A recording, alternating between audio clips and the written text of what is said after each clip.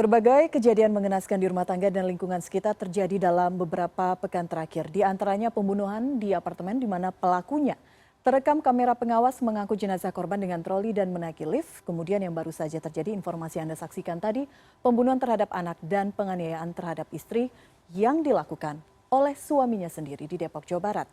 Mengapa kemudian aksi ataupun tindak kekerasan rentan muncul di lingkungan sendiri dan internal keluarga dengan pelaku adalah orang-orang terdekat korban. Kita akan membahasnya dengan psikolog klinis Cassandra Putranto. Mbak Cassandra, selamat malam. Selamat malam. Mbak Cassandra, kita melihat bagaimana kemudian sejumlah kasus yang terjadi dalam 1-2 pekan ini. Eh, untuk menjawab pertanyaan publik, kok bisa ya jika kemudian ada kasus kekerasan, korban kemudian sampai harus kehilangan nyawa dan pelaku adalah orang internal, orang terdekat korban. Apa yang kemudian faktor yang melatar belakangi hal ini bisa terjadi, Mbak Cassandra? Pada dasarnya ketika ada korban tewas dan kebetulan itu juga adalah anggota keluarga, baik dari ayah terhadap anak, ayah terhadap istri, atau istri terhadap suami, atau suami terhadap istri, dan sebaliknya dari anak terhadap ayah dan ibunya, itu tentu hampir sama dengan kasus-kasus yang penyebab tewas orang lain. Artinya ada sebuah motif yang umumnya terkait dengan masalah internal dan masalah eksternal. Yang dalam internal tentu dari sisi kondisi profil psikologisnya sendiri.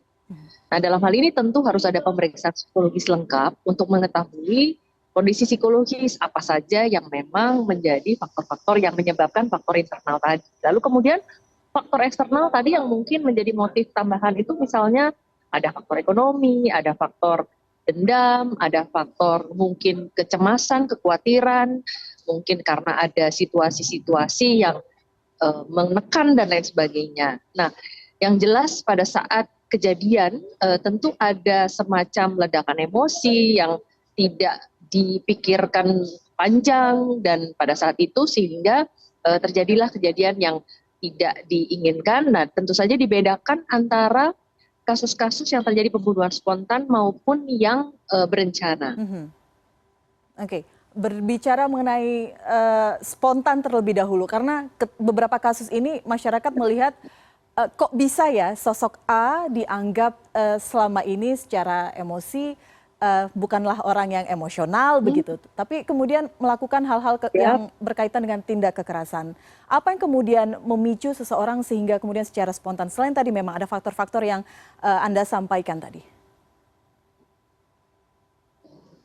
Ya, sekali lagi bahwa sebuah situasi sangat kompleks dan itu alasannya mengapa harus ada pemeriksaan psikologi, tidak hanya psikologi klinis tentu saja, tetapi yang paling penting adalah psikologi forensik. Karena untuk menggali motif, untuk mengetahui unsur-unsur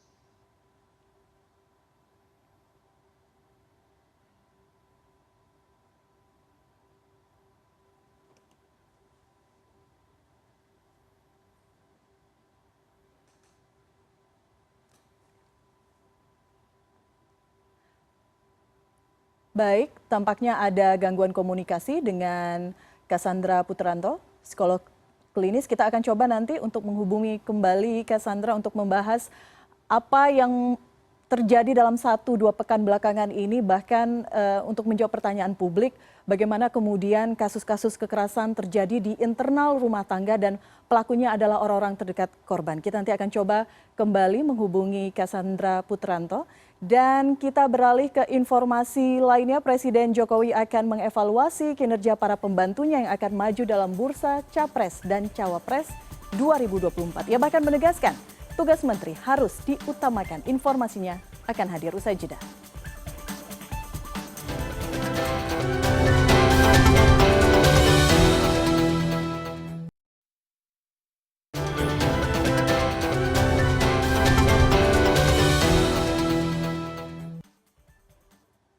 Baik, terima kasih Anda masih bersama kami. Kita lanjutkan, kembali sudah bergabung bersama saya, psikolog klinis Cassandra Putranto.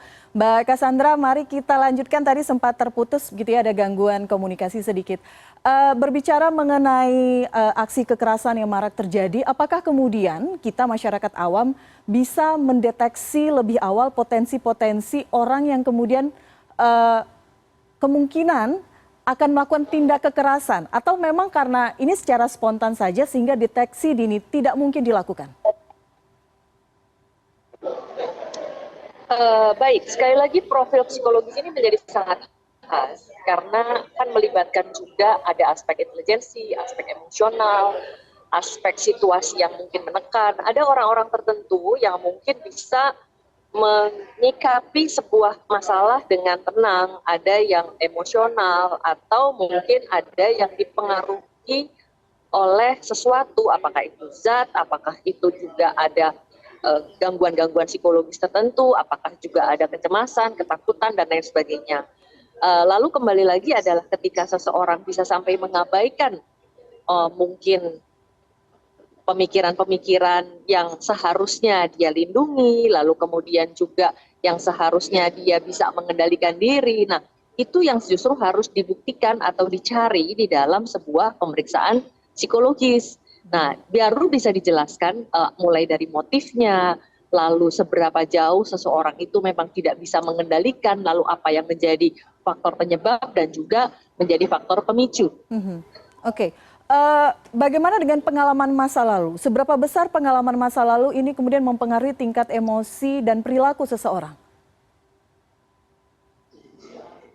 Yang jelas, apapun yang ada pada diri seseorang tentu merupakan sebuah gabungan atau mekanisme kombinasi dari berbagai hal, mulai dari awalnya dari faktor genetik, memang dari sisi keluarga, lalu kemudian faktor belajar, lalu bagaimana pengalaman itu membentuk karakter seseorang.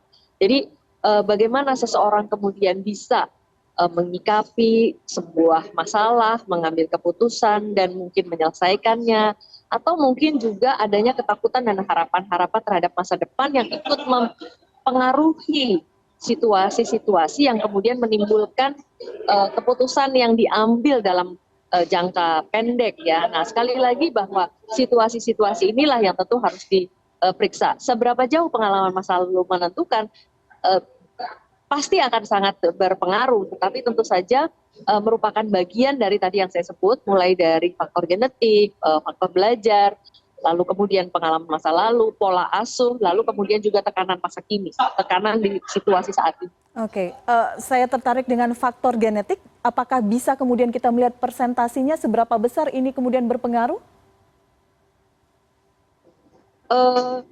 Pada setiap orang tidak akan sama. Jadi sekali lagi ada orang-orang tertentu yang memang punya karakter yang memang ada diturunkan, mungkin misalnya menjadi tidak sabar, menjadi mudah temperamental, atau mungkin tidak bisa berpikir panjang dan lain sebagainya. Tetapi dengan proses tumbuh kembang dan proses belajar, lalu bagaimana menyikapi situasi-situasi kehidupan, seharusnya tentu ada proses untuk menjadi lebih baik.